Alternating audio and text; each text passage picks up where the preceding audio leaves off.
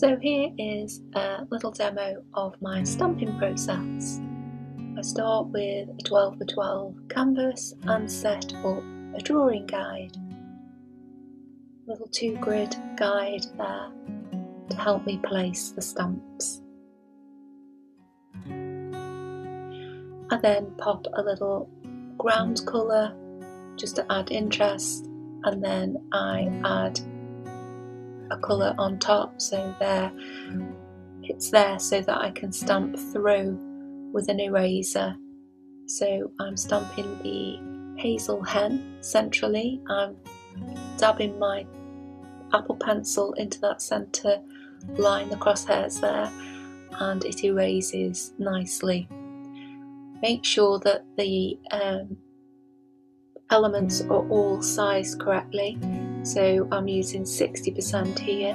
As you can see, I'm taking it down to the right size, then pick a colour and then stamp centrally, and you get that lovely Lino print feel, which is what the stamps are all about. I then turn it into a repeat, section the elements off.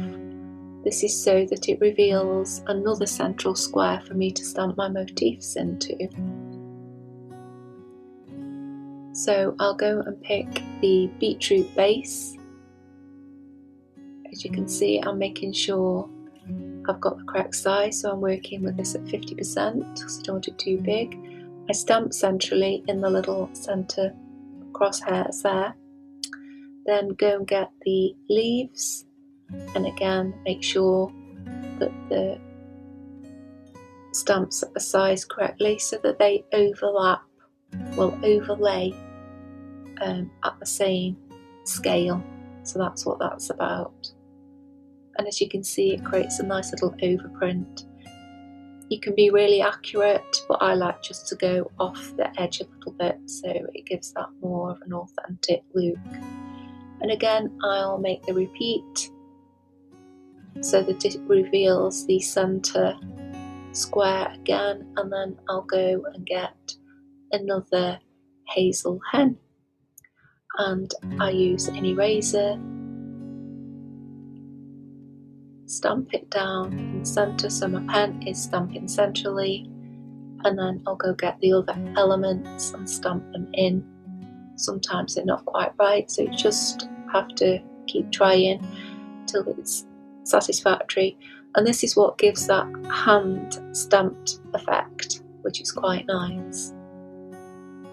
So the last element, I need to just reveal that centre square again, because this is a nice block print. It's very blocky, this one, so it's quite a simple repeat to do this technique on. So I'm going to get the carrot base.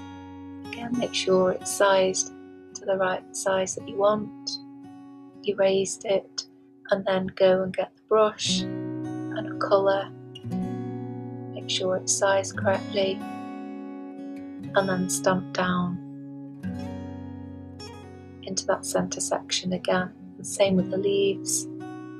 And I've kept my colours quite uniformed so that it creates a nice sort of calm country style design which suits this kitchen stamp collection.